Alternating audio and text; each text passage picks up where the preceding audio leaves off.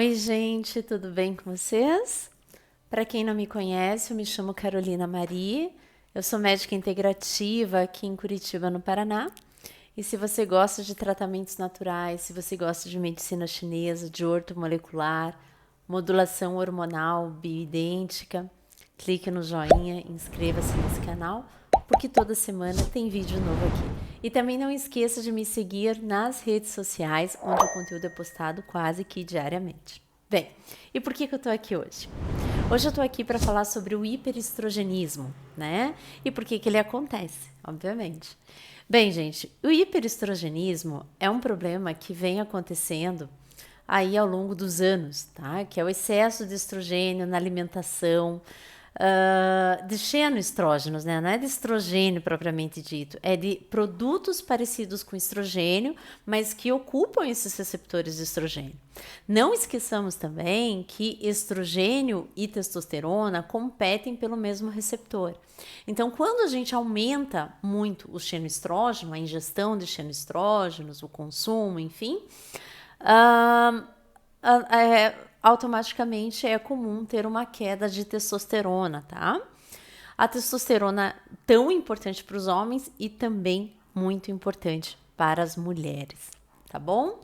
Dito isso, vamos falar de onde vem esses xenoestrógenos. Vem da alimentação, vem de produtos plásticos, especialmente aquecidos, aqueles que não são livres, né, de uma substância BPA, por exemplo, e que podem se transformar em um produto, em uma substância química parecida com estrogênio, que ocupa receptores de estrogênio e causam os mesmos malefícios, tá? Então, nós vamos falar aqui neste vídeo sobre os sintomas do hiperestrogenismo para mulheres e para homens, porque é um pouquinho diferente, e como que a gente deve tratar, tá? Então, vamos lá. O hiperestrogenismo, ele acontece porque nós vivemos num mundo onde a nossa alimentação é super estrogênica. Por exemplo, soja. A isoflavona da soja é um xenoestrógeno, né?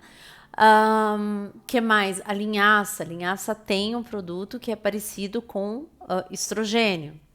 Fora isso, hormônios aplicados nas carnes. Existem substâncias ali que propiciam o aumento do estrogênio, tá? E isso infinitas coisas, tá? Não só alimentos, mas também o modo com que esses alimentos são preparados e o que isso vai levar lá na frente, o que isso ocasiona. O que a gente já tá vendo, né? Mulheres, meninas menstruando cedo demais e homens com vários problemas sexuais, disfunção erétil, micropênis, né? Isso é um problema muito grande que tem aumentado em porcentagem exponencial, tá? Então vamos lá.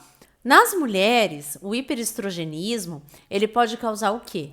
Ganho de peso, dor ou inchaço nas mamas, né? O que pode levar ao surgimento de cistos e nódulos, tá? Por quê? Porque as mamas têm receptores de estrogênio. Você veja que eu não estou falando de estrogênio propriamente dito, eu estou falando de xenoestrógenos, de alimentos e substâncias que contêm uma molécula que é parecida com estrogênio. Não é o estrogênio que a gente produz, é parecido com.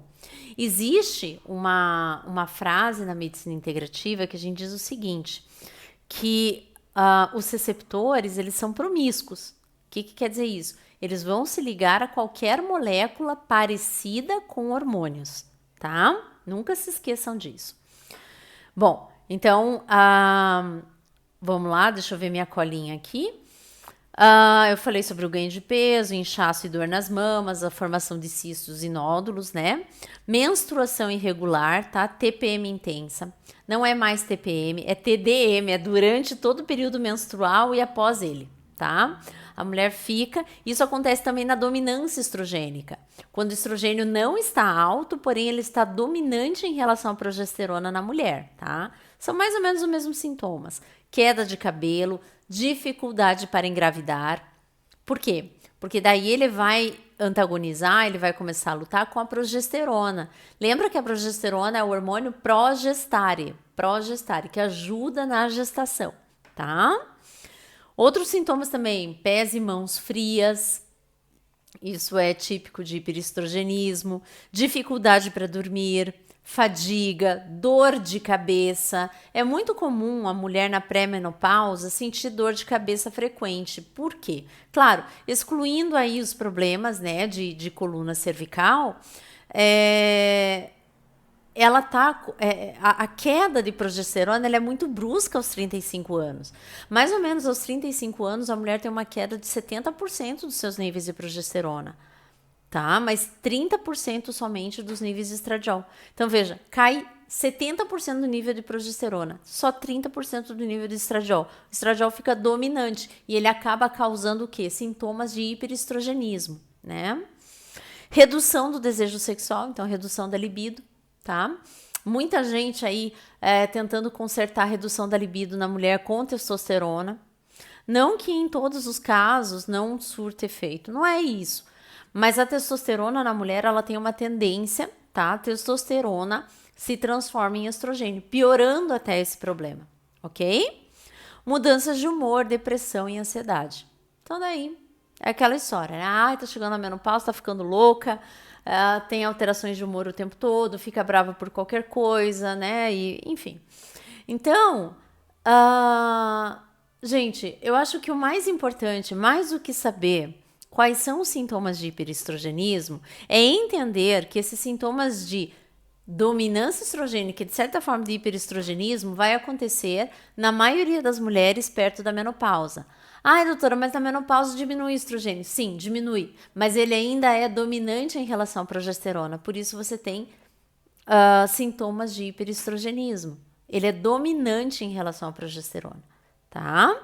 E segundo, é ele quem vai causar nódulos, cistos, miomas, tá? Nódulo de tireoide, mioma, cisto ovariano, nódulos ovarianos, enfim, eles têm todos o mesmo, a mesma causa, que é falta de iodo e falta de progesterona.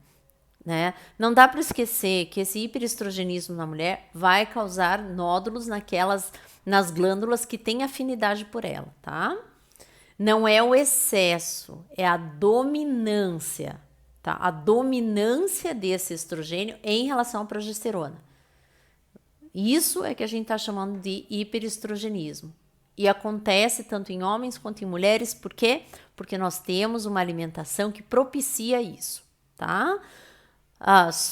Os transgênicos, os alimentos derivados de animais, a soja, o trigo, enfim, tudo isso propicia. E o que tem que fazer? Desintoxicar.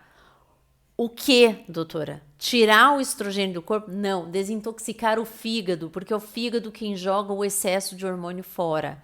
Eu canso de falar isso.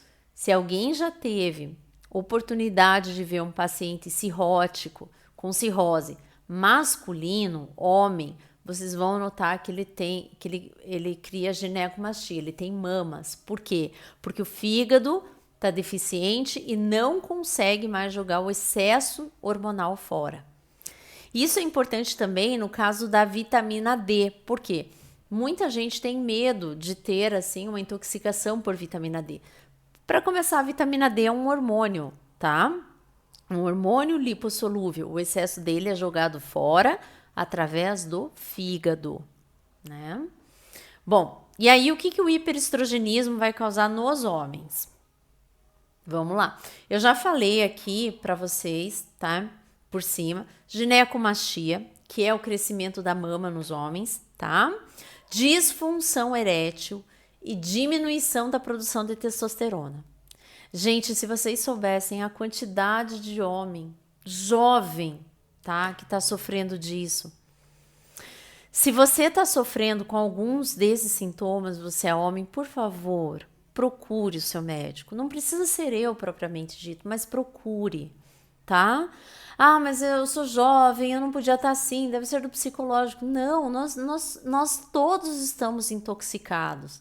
E se o hiperestrogenismo ele é danoso para a mulher, ele é ainda mais danoso para o homem, tá? Aqui eu tô falando de um homem adulto. Ele vai desenvolver ginecomastia, disfunção erétil, diminuição da produção de testosterona. E aí diminui testosterona, diminui seus metabólitos também. Quais são os metabólitos da testosterona? Um dos metabólitos é o DHT, responsável pelo desenvolvimento do órgão genital masculino.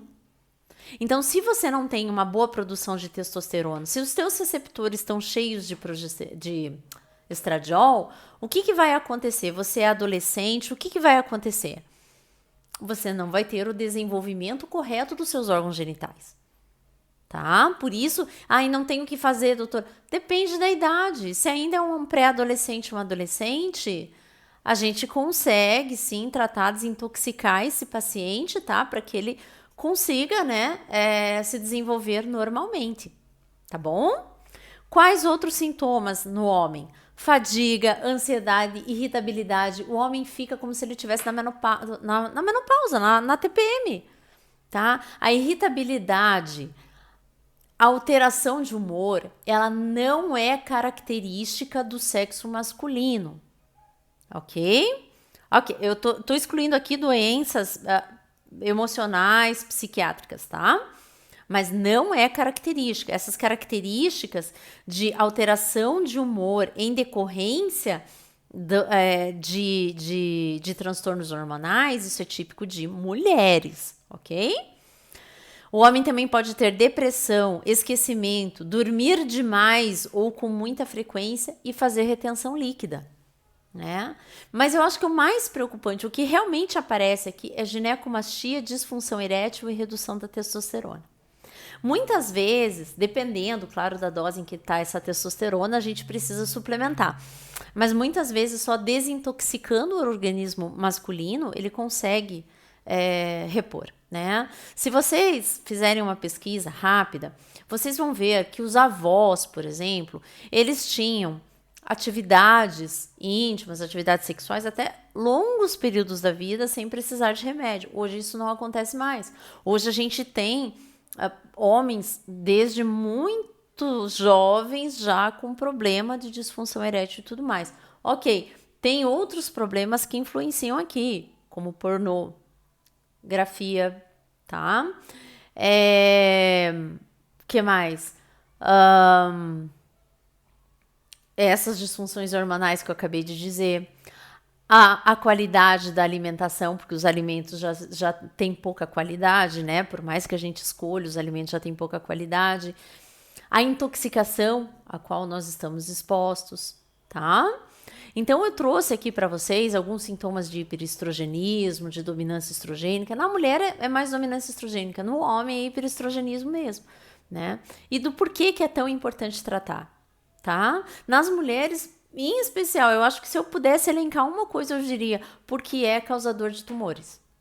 Por isso precisa ser corrigido, né? No último congresso de hormonologia, foi dito, já tem pesquisa sobre isso, que a progesterona, ela não só... Progesterona que eu tô falando aqui é bioidêntica, tá? A isomolecular. Ela não só não causa câncer, como ela protege contra o câncer. Tá? A mesma coisa os homens, não adianta ficar repondo testosterona sem parar, né? Precisa ver se não está intoxicado também por estrogênio, por isso é tão importante a realização de exames. Certinho, gente? Espero que tenham ficado bem entendido e precisando de mim, vocês sabem onde me encontrar, tá? Eu fico por aqui, semana que vem tem vídeo novo de novo, não esqueça de dar o seu joinha, se inscrever nesse canal e me seguir também nas redes sociais que apareceram nos cards aqui embaixo, certinho? Um beijo bem grande e até semana que vem. Tchau, tchau!